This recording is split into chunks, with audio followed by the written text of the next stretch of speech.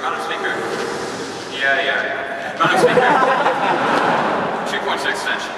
Firstly, over there, why our proposition is good for those countries, some more and new reasons why that's the case. And secondly, over here, why this is both the best and most legitimate outcome in terms of what we vote for, the decisions we make, we the interveners that is, when we decide to vote for a humanitarian intervention. Firstly, our law of the problem. Number one, what Neil raised as a point of information. When exactly are we going to leave these countries? His answer, well, we'll make that decision based on the reasons, the case-by-case reasons on which we make that decision. I have no idea what that means. Instead, any criteria for when leaving would be a good idea. We're going to have to leave at some point. What Rooney talked about in his speech was, we need to make these people share our values. What? How? And how long is that going to take? And is that really the best allocation of resources? I would suggest not, ladies and gentlemen. So for instance, it might be a much better way of maximizing utility to stop particularly gross human rights abuses on a case-by-case basis by using our limited military resources to intervene in case-by-case and then apply it after that, rather than in the first place we go into, have to stay until we've changed everything so they match we share our values. Frankly, no thank you. The English had 800 years to change Ireland's values and it didn't really work.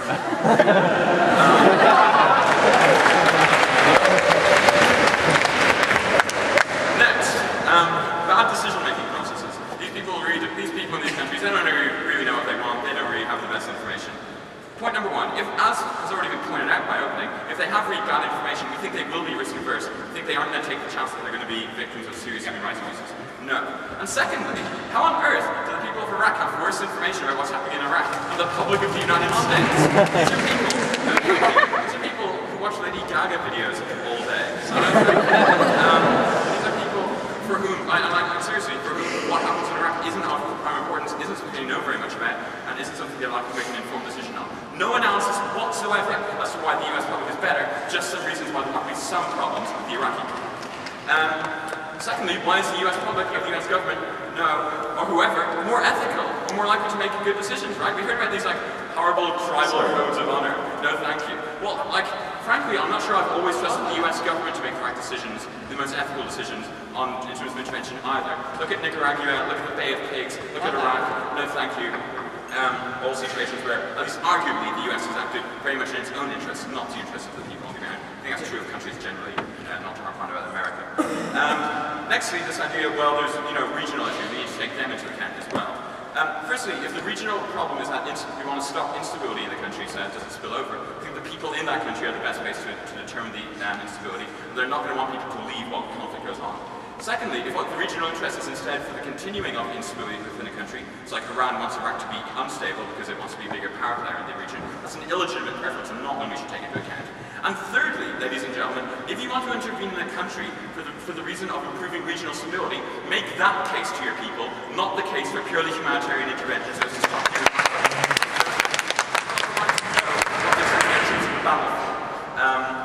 which we're going to talk about later. So, my first point, over there, those countries.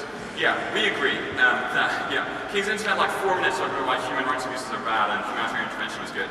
Well done, we agree. But why exactly is this method, no thanks, why exactly is this method the best way of doing it? There are in fact, there are in fact, I feel bad for mocking you now. There are in fact other ways of securing the maintenance of stopping human rights abuses from reigniting in a country that don't involve a long-term military presence or even any continued military presence. A good example of this is over-the-horizon guarantees, which are provided by countries at present, no thank you, whereby they promise that they will intervene again if humanitarian abuses start again. No thank you. France provided over-the-horizon guarantees to lots of its former colonies in Africa throughout the 20th century. They had a much lower instance of civil war, of insurgency as a result. Britain maintains an over-horizon guarantee with Sierra Leone since 2001, and that has been incredibly effective at stopping human rights abuses from happening again.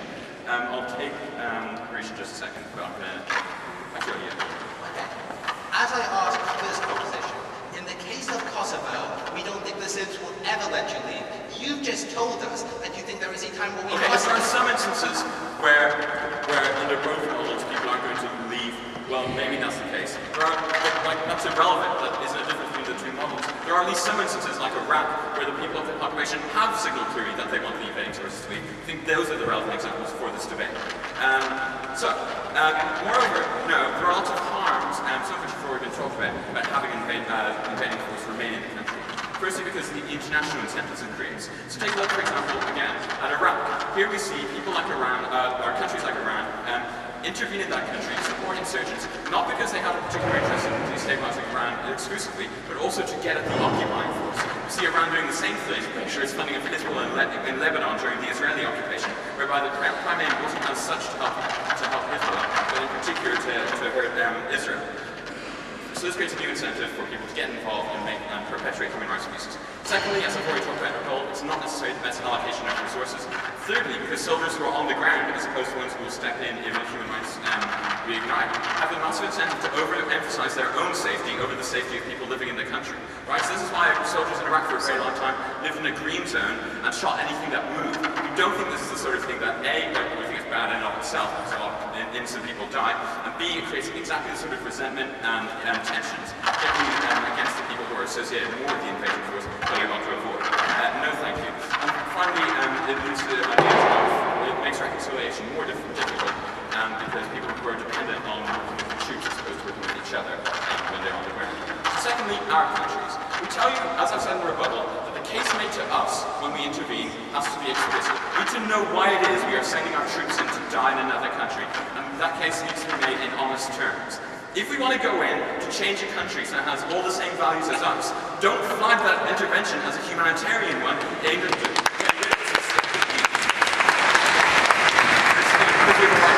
Secondly, because we think sometimes the population of a country can make better decisions about what to do with its people, what a moral choice is, than the people who run the country.